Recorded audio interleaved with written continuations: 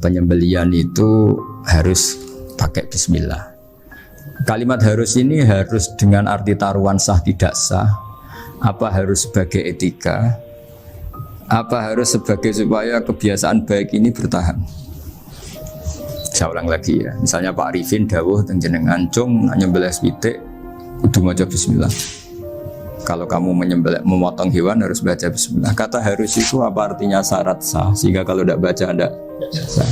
Apa keharusan dalam makna etikanya harus baca bismillah. Jadi urusannya hanya apa? Etika atau afdoliyah. Atau kita tidak ingin kultur baca bismillah itu hilang, sehingga barang tidak wajib pun kita wajibkan supaya kultur baca bismillah itu tidak hilang. Nah, Imam Syafi'i itu milih yang tidak wajib, itu hanya urusan etika. Sehingga dhabihatul muslim meskipun nggak baca bismillah, baik secara sengaja maupun lupa tetap halal ya, tetap sah, tetap halal. Tapi beberapa ulama mengatakan baca bismillah itu wajib dan menjadi syarat sah. Ya kira-kira karena pamit tadi, yang beri nyawa itu Allah, kok apa yang menghilangkan nggak pamit, sudah menghilangkan nyawanya ayam dimakan lagi. Wah itu selingkuhannya kan masih marah itu. Selingkuhannya, pacarnya, anaknya, cucunya itu kan marah itu. Tapi kalau pamit yang punya kan enggak. Coba kalau ayam cantik yang pas kamu sembelih itu lanangannya kan mangkel itu. Kalau kebetulan sudah tua kan karep-karepmu kan gitu. Jadi apa? Itu yang tahu Sarah. Saya ulang lagi, yang tahu Sarah, karena ini sudah jelimet. Sudah jelimet. Sehingga nggak ada kitab matan yang Indo kecuali disarai. Dulu ada kitab namanya Takrib, karangannya Abi Suja. Terus disarai kecil sekali oleh Fathul Qorib, ya, oleh Ibnul Qasim Al-Huzi itu.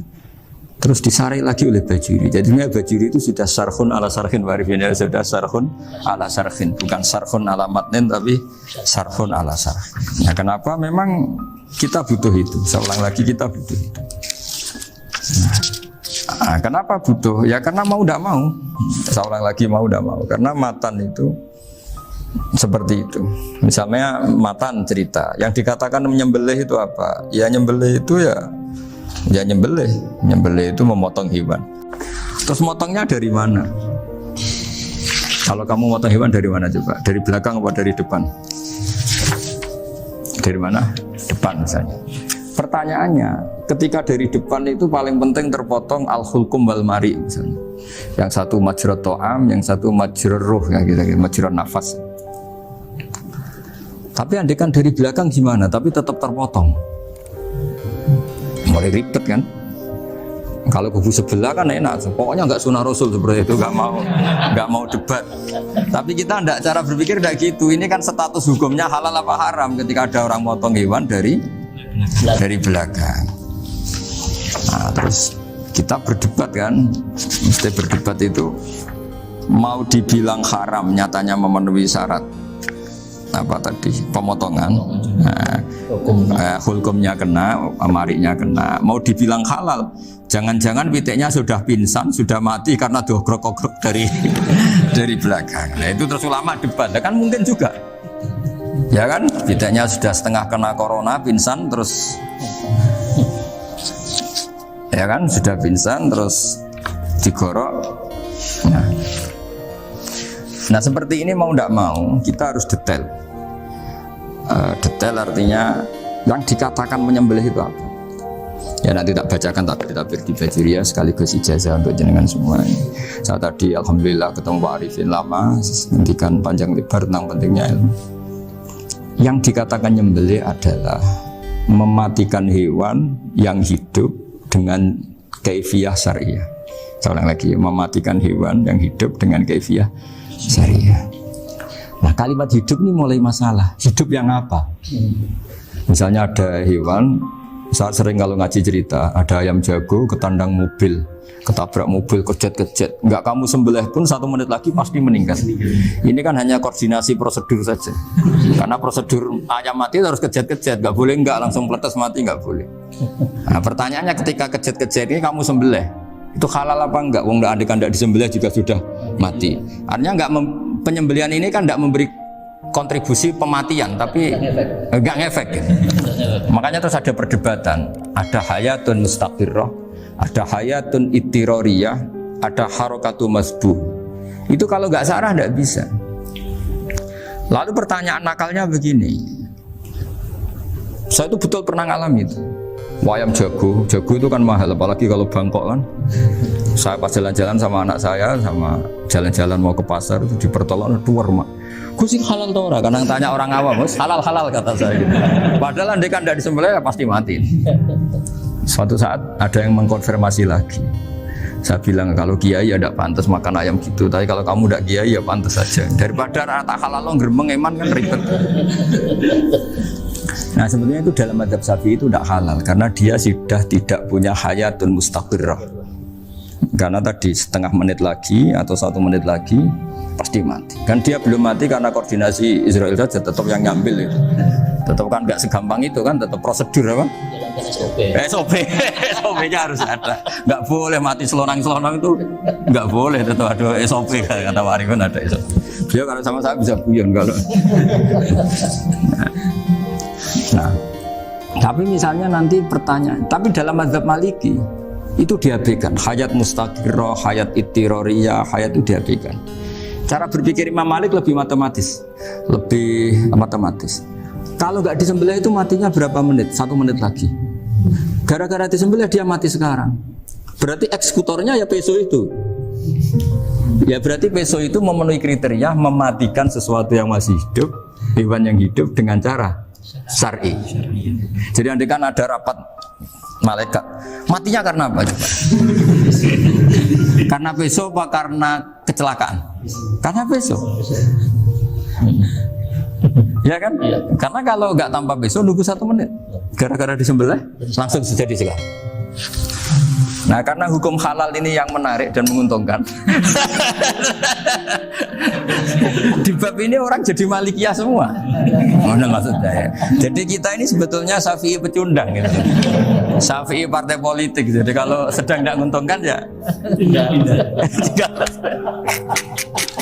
kata siapa kita Syafi'i banget? Tidak juga itu.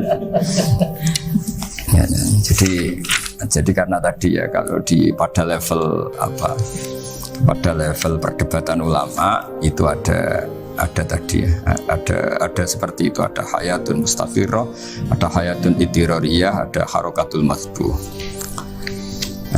Jadi tak baca ya, supaya dapat barokahnya ulama ya. Jadi tak baca redaksinya ini di halaman, terus kitab ini saya tinggal sebagai amal saya, keluarga saya, sebagai penghormatan saya sama Habib Ali, Habib Qures, Habib Hussein semuanya, Pak Arifin dan Bismillahirrahmanirrahim. Wa'alam.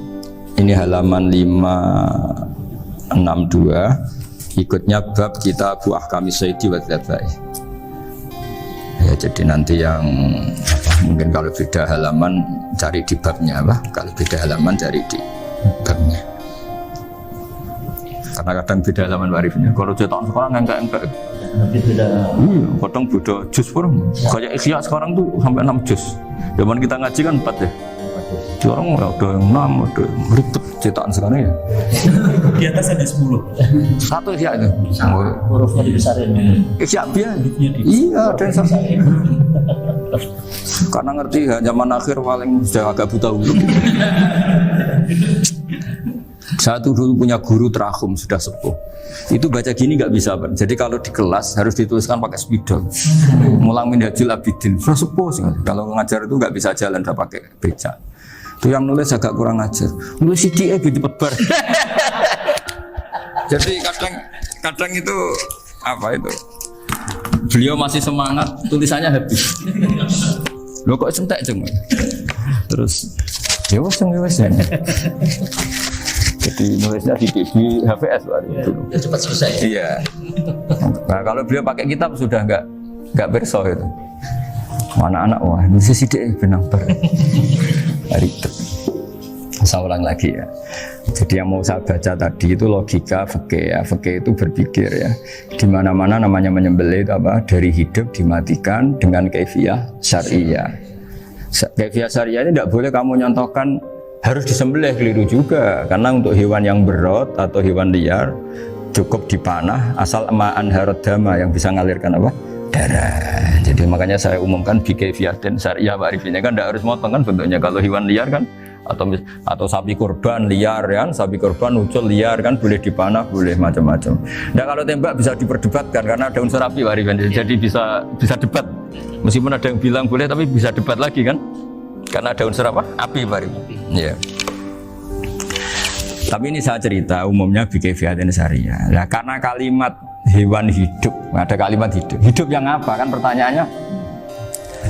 Hidup yang sudah kejet-kejet, misalnya sudah koma, udah kena corona, disentak istrinya itu.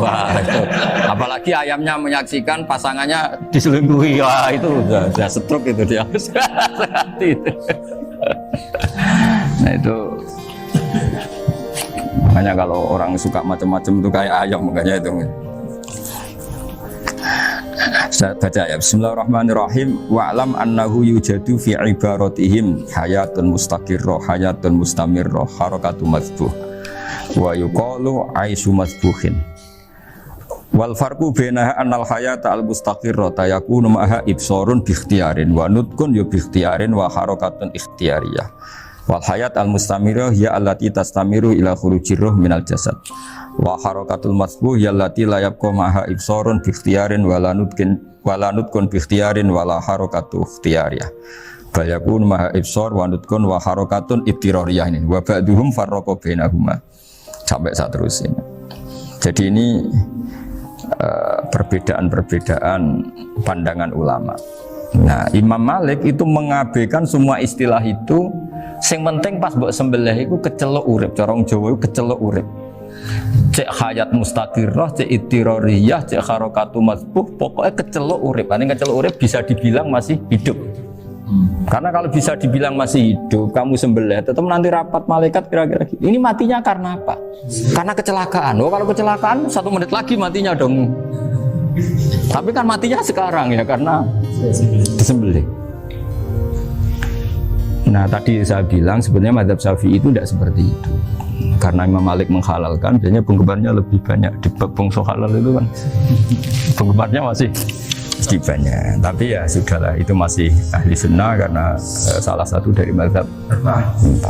Tapi logikanya juga masuk. Jadi kita bukan sekedar taklid ke Imam Malik, tapi kalau kita ikhtiyat ikut Imam Syafi'i ya monggo, karena mungkin secara medis karena mengalami seperti itu mungkin tingkat kesehatannya apanya sudah ya sudah lah, yang penting makanya terus orang Jawa pinter, nak PTE jago ya halal, nak cilik enggak lah. Itu kan ibarat perdebatan antara kepiting sama yuyu. Yang menghalalkan kepiting itu mengharamkan yuyu, tahu yuyu yang kecil di sawah ya. Tak tanya, kenapa yuyu halal? Karena amfibi Gus, bisa hidup di dua alam. Memangnya kepiting enggak? Oh beda. Ternyata beda maksudnya. Eman Gus kalau haram. Eman kan kalau yuyu haram kan nggak ngefek kan, kecil. Ini mufti kok. Oh, udah kadang halal, udah kadang makan selama ini. Iya selama ini udah kadang makan itu. Makanya banyak kiai yang mengharamkan kepiting sebetulnya, tapi minoritas kan. Minoritas. Tapi yang mengharamkan yuyu mayoritas, wong kecil aja. Jadi kita ribet ikut siapa? Gitu. Kata siapa? Ahli fikih gak mikir untung rugi. Makanya saya ini bingung, jadi saya ini kan kiai ya, kiai betul, susah kadang jadi kiai. Sebagian guru saya itu mengharamkan kepiting. Nah kalau kayak dolan di daerah Yono Mas Nafis, daerah itu, penghormatan tertinggi santri itu kalau nyugoi kiainya kepiting, karena itu makanan termahal. Bingung kan dia? Mau tidak makan itu kayaknya dipersiapkan betul Pak Ribun. Udah ada effort ya. Warna nyari yang mahal kan. Mau makan itu sebagian guru kita mengharamkan. Akhirnya ya ada darurat tadi. Makan sekadarnya. Kalau saya habis 3 pasti israf. Kalau habis 1 prosedur hormat yang nyugui. Itu susahnya jadi kiai. Kalau kamu kan tidak kiai, mumpung gratis. Enaknya gak jadi kiai kan itu Mas. Pertimbangannya mumpung gratis. Sudah gitu masih mun dibutuh mawon, makai dibutuh mawon. Oh 3 wadanan. Tapi sebetulnya ada sisi naif dari yang bilang halal tadi. Ketika yang bilang hal naif itu versinya, tapi ya nggak apa-apa, semoga dimaafkan Allah.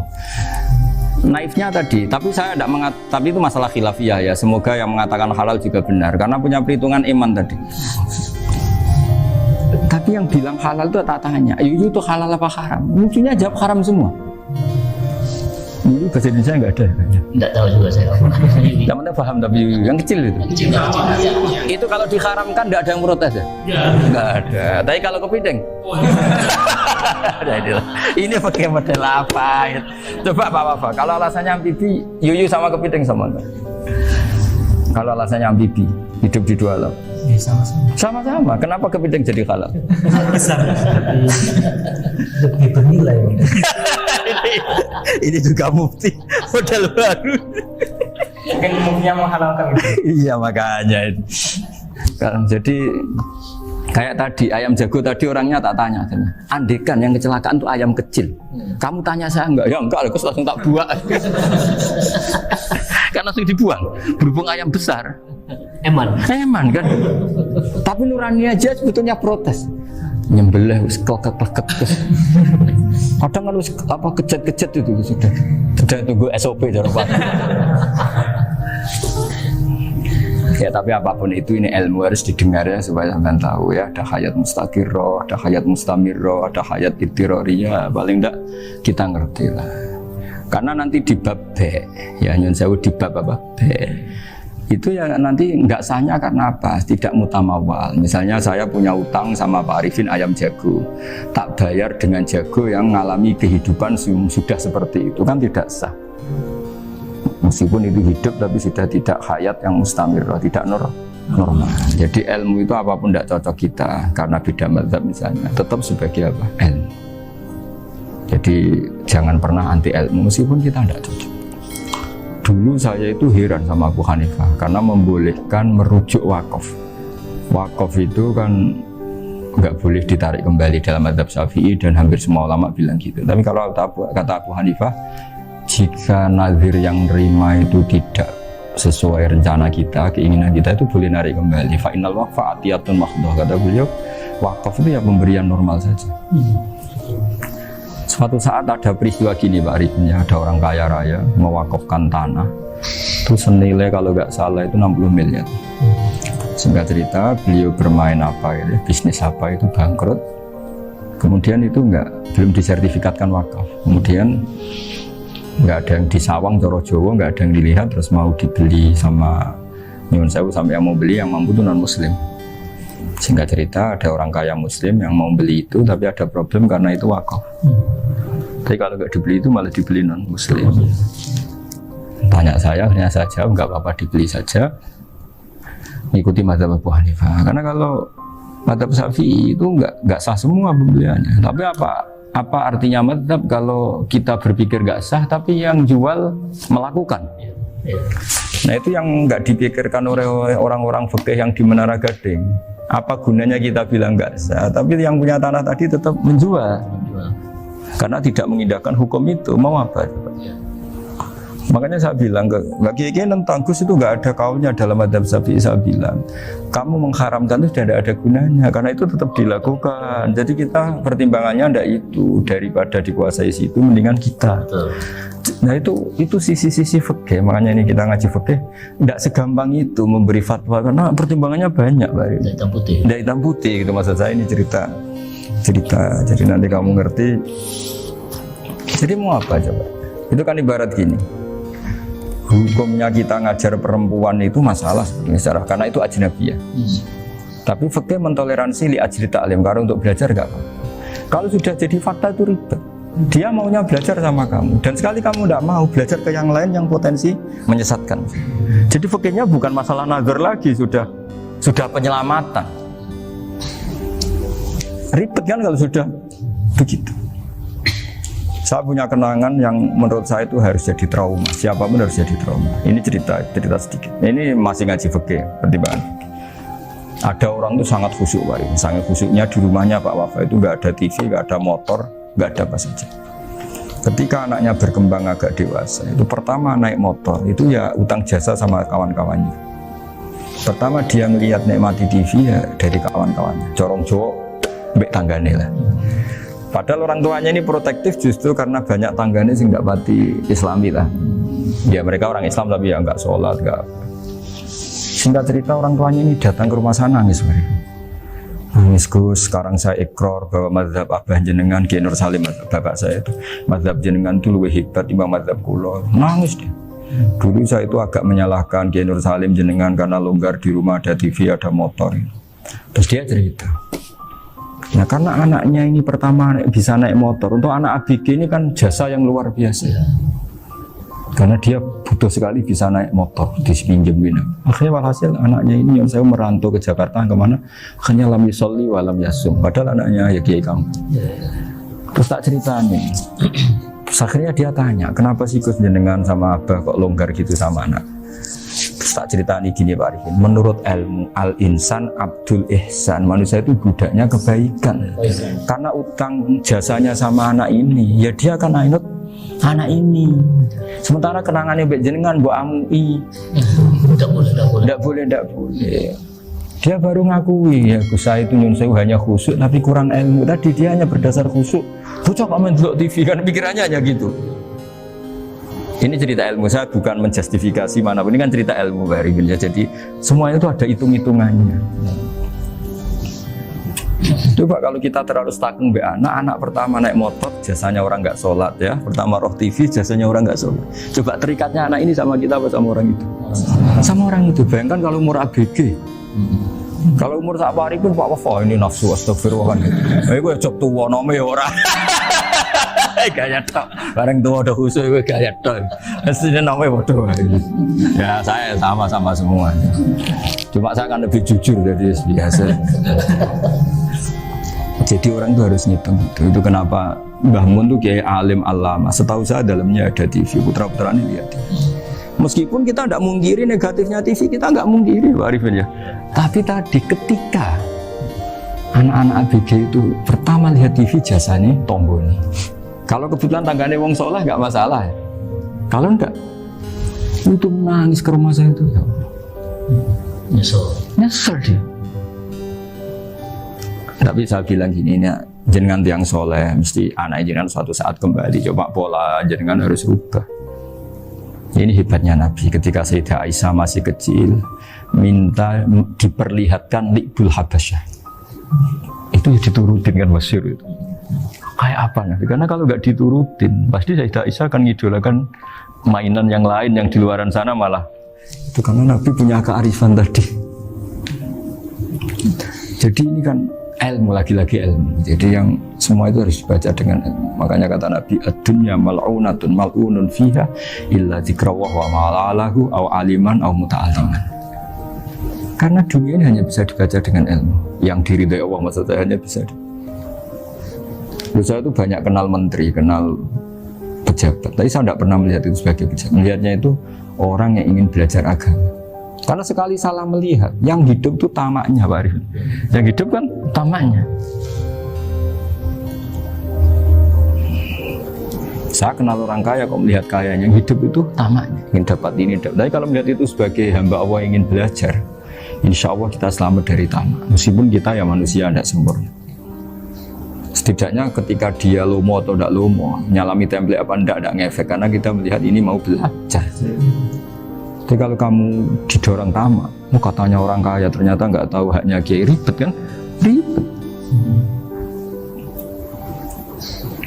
Ya kalau kamu punya santri cantik ya lihat itu sebagai santri kamu. Jangan melihat ini mau nggak sama saya, kalau enggak ya wah ya ribet kalau gitu. Ini anak-anak muda harus dilatih ikhlas, baru bahaya ini santri-santri sampean kalau nggak dilatih ikhlas ini bahaya. Karena ini belum punya penggemar pejabat, paling ya anak-anak yang ya tadi ABG. Jadi padahal Sarah kembali lagi Sarah itu membicarakan itu detail-detail. Jadi ya makanya kenapa orang mati yang lahir langsung meninggal itu nggak wajib disolati. Alasannya fikih ya lucu. Karena dikatakan sholat mayit, di mana-mana mayit itu sabakohu hayatun. Di mana-mana namanya mati itu terdahului oleh hidup. Nah ini nggak pernah hidup langsung mati. Jadi fikih itu kadang lucu. Ya gitu aja alasannya. Kamu nyolati apa? Mayit. Kenapa kok mayit? Jadi mayit itu namanya mayit Orang mati. Orang mati artinya pernah Hidup. hidup. Nah itu sarah. Jadi ketika matan hanya cerita wasiktu alladzi lam yastahila, enggak pernah nangis, kayak lam yusalla alaihi. Sarah bilang mergo ora tahu urip. Kalau enggak pernah hidup berarti enggak bisa dikatakan mati. Kayak sampean miskin itu kan enggak bisa dikatakan bangkrut. Ya, ya miskin aja gitu loh. Kan gitu ya. Karena nggak pernah kaya. Enggak udah kaya. Kayak Mas Nafis nggak bisa dikatakan, oh itu Qurannya lupa gimana? Nggak pernah hafal. Jadi yang dikatakan lupa itu pernah hafal. Nggak lupa nggak apa, Gus Qurannya lupa, gaya nggak pernah hafal, kok bilang apa? Lupa gitu. Nggak boleh Pak Wafa bilang, saya ini bangkrut apa? Nggak pernah kaya kok bangkrut. Jadi semua itu ada aturannya itu. Nah itu sarah, lagi-lagi sarah. Jadi kita kan banyak yang sarhun ala sarhin. Jadi kayak kitab takrib itu disarai Fathul Qorib. Jadi Fathul Qorib itu sudah sarah. Disarai lagi Bajuri. Nah, itu termasuk cerita itu ya. Cerita-cerita. Kalau baca Bismillahirrahmanirrahim. Ya, wa yakunu qad dzukira daf'atan wahidatan la fi daf'ataini idlam tujad al hayat al mustaqira inda daf'ati saniyah amma idza wujidat al hayat al mustaqira daf'at saniyah fayakhilu al mazkuhu aidan fasartu wujudul hayat al mustaqira fi ibtida'il wati akhir marrah wa makharu dzalika inda tulil fasli wa illa fala rafa'a sikina wa ada fawran aw alqaha liqawniyaka latan wa akhadha ghairaha fawran aw saqatat minhu wa akhadha ghairaha halan aw qallaba wa qata'a biyama bagi hal al-masbuh. Jadi ini masalah sarah. Sarah itu sudah detail. Misalnya gini, kamu motong ayam. Motong ayam harus sekaligus shred jadi. Jangan sampai nyuwun sewu 2 kali. Jangan-jangan misalnya gini, ayam tak potong pas ke kiri separuh. Ya, ke kiri separuh apa hulkumnya. Pak Arifin datang, Assalamualaikum Gus Pak, waalaikumsalam, terus santai jagungan dulu. Jagungan sampai besoknya itu nggak meneruskan. Bareng-bareng malah salam, ingat lagi ayam saya ini. Ketika saya meneruskan ini, potensi ayam ini sudah mati atau sudah hidup yang ini masih mazhab Syafi'i loh ya. Atau sudah hidup yang sudah tidak normal. Artinya apa? Penyembelian kedua yang mengeksekusi tadi sebenarnya mengeksekusi barang mati. Yang penyembelian pertama tidak bisa dikatakan penyembelian karena tidak sampai mati. Penyembelian kedua berstatus setengah mati. Nah, kalau seperti itu maka haram. Nah, kecuali itu dilakukan secara fauron. Fauron dicontohkan nyembelih ternyata pesunya kedul terus ngambil yang lain, tapi fauron langsung atau terjatuh ngambil langsung. Ya, itu boleh karena ditoleransi. Tapi kalau kalam ajnabi kata tadi mohon Pak Arifin, seperti Pak Arifin alhamdulillah sih. Jaminan mau rawuh dari ayamnya asem mana? Ini harus sebar. Ini orang ngawur betul.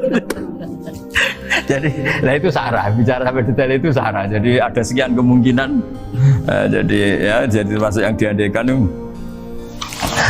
apa? Nah, hayat mustaqirah itu batasnya yakunu maha ibsorun bi ikhtiyarin wa nutkun bi ikhtiyarin wa harakatun ikhtiyariyah. Hayat mustaqirah itu kalau dia betok-betok itu ya karena karepnya. Maksudnya gini, gamane cara roh pitik wedok engkek ya cek karepe dhewe. Cara dia melihat peso itu karepe ya masih lari. Jadi misalnya ada ayam. Ayam kita sembelih baru luka sedikit. Belum sampai andaikan dibiarin ya mungkin suatu saat sembuh, luka. Terus melihat kamu lari ketakutan karena kamu dianggap gladiator, killer lah. Nah itu berarti punya hayat mustaqirah. Tapi sudah kalau kamu sembelih karek ngeriwit, roh kue serawedi, ya kan? Mau demo ya sudah nggak berkutik, ya dia berarti tidak punya hayat mustaqirah. Gitu. Ya batasannya itu Joro. Nah. Dalam mazhab Syafi'i, syarat sahnya penyembelihan harus hewan itu punya hayat mustaqirah. Nah ini sarah ya, jadi sarah itu lebih jelimet. Nah makanya kenapa tidak boleh nyembelih pakai yang tumpul Mas Nafis? Takutnya ayamnya itu ngalami dokhtoh, atau kok ditekek. Misalnya sama nyembelih pakai peso tumpul, ini kini ketekek, takut. Kan dia misalnya ayamnya jantungan, roh peso wis setruk kan, udah gitu ketekek. Nah itu mati dulu pasti itu. Siksa. Jadi pas diongok-ongok dia sudah mati. Jadi nanti kalau di akhirat, sebenarnya saya sudah mati loh, ngawur ya. Wah, apalagi nganggo keris naga sosro. Wah, itu sudah gereng sakti kan diginikin tok sudah mati kan? Makanya bahaya nyembelih pakai keris-keris sakti karena sebelum terpotong sudah mati saking saktinya apa? Keris itu misalnya gitu. Baru nempel. Makanya nanti suatu saat ada pertanyaan ini, boleh enggak nyembelih ayam orang yang rainya itu sangat? Wah, itu haram, kena. Oh, itu mesti mati dulu. Kumisen tatonan apa? Ya algojo. Iya kayak algojo. Ayamnya jenis apa? Stroke ya? Jenis penakut. Pas mau disembelih, udah mati. Jadi hati-hati ya nyembelih ayam. Jadi kalau orang kampung Pak Arifin ya, orang kampung mudin kampung. Mungkin kalau orang kota sudah nyuwun sewu nggak peduli. Kalau orang kampung itu apa itu Pak Arifin? Kalau nyembelih jago itu sampai apa itu? Ilatnya dikeluarin dong. Oh iya. Apa ya? Iya, karena takutnya katanya beberapa yang kaget itu kelek apa? Ketelan. Iya ketelan ya. Itu ya ada kearifan gitu, tapi ya terlalu ya menyiksa ayam. Tapi memang potensi katanya Pak Arif. Katanya yang ahli-ahli itu ya. Jadi kalau dia jago ya mau disembelih, saking takutnya itu. Kalau orang Jawa kalau takut kan yang ngelek idu ya. Orang Jawa loh ya. Itu kalau orang takut kan kadang apa kayak. Nah ayam itu nak ketakut. Kadang ininya terus apa? Lidahnya masuk. Akhirnya pas disembelih ini nggak kena. Nah makanya terus banyak mudin yang punya ikhtiar tadi. Pernah lihat Bapak yang ayam jago itu? Ilatnya ditarik, dikeluarin. Ya itu ya tidak wajib, cuma tidak bisa kita salahkan. Tapi kata penyembelih yang ini tak tanya. Eksekutor yang lain, pokoknya rodok dipenek Gus. Iku wis ra iso. Saya belum pernah nyembelih ayam karena ini kan selain nggak profesi saya juga nggak mentolonan saya. Tapi ini beberapa kefiah yang penting kita tahu ilmunya. Yang paling pokok itu qatul khulqum wal mari. Ya kira-kira dalan sing digo nafas sama digo makanan tadi. Ya tapi itu tadi caranya. Semua itu harus mengalami atau masih punya hayatun mustaqirah. Nah, takutnya dalam konteks nyembelih yang apa tadi? Saya bilang separuh tadi. Itu jamnya normal enggak? Itu sudah jam 11 ya? 10. Cepetan juga. Oh, jam mati almarhum itu. Itu enggak halal disembelih itu sudah maitah ya. 10, 13, 10, 14 kan. Iya ya. Saya makanya saya bingung lihat jam. Ya jadi itu Pak Wafa ya, pentingnya sarah itu seperti itu. Mantan itu kan asal nyembelih saja, tapi di sarah diterangkan jangan hanya nyembelih, yang disembelih harus ada hayatun mustaqirah, karena dikatakan penyembelihan adalah menghilangkan nyawa dengan cara yang syar'i. Kalau nyawanya saja sudah hilang, bukan nyembelih gitu. Nah potensi itu ada ketika jago kamu sembelih pakai yang tumpul. Ini ada dohtoh. Loh, hewan itu juga kayak manusia loh, karena punya hati. Ketika takut bisa saja mati. Nah takutnya ulama kan ini ngalami dohtoh. Kayak orang ditekek kan mati kan. Ditekek kaget. Contoh gampang gini. Orang ditekek perempuan kemungkinan mati itu kecil. Karena murni hanya ngalami pernafasan. Tapi nak ditekek gua tatonan kan terus dua reaksi tubuh. Takut sama gak bisa bernafas itu kan lebih cepat apa? Mati. Kira-kira kan gitu. Nah ini sudah takut dongok-dongok itu kan nyiksa. Saya sering ketemu orang yang ahli nyari ular, nyari apa. Itu ya gitu. Filosofinya sama seperti orang perang. Harus bikin takut. Iku kewan Gus nak disuwentak, iku telelekan, jadi telelekan iku apa Pak Anda bicara bahasa Batawi ini? Orang kaget terus terpaku itu. Teorinya Khalid bin Walid kan gitu. Kalau perang supaya musuh takut. Kamu tahu kami siapa? Ayat jina biqaumin yuhibbunal mauta kama tuhibbunal hayat. Kita ini bawa pasukan yang mereka mencintai mati kayak kalian mencintai hidup.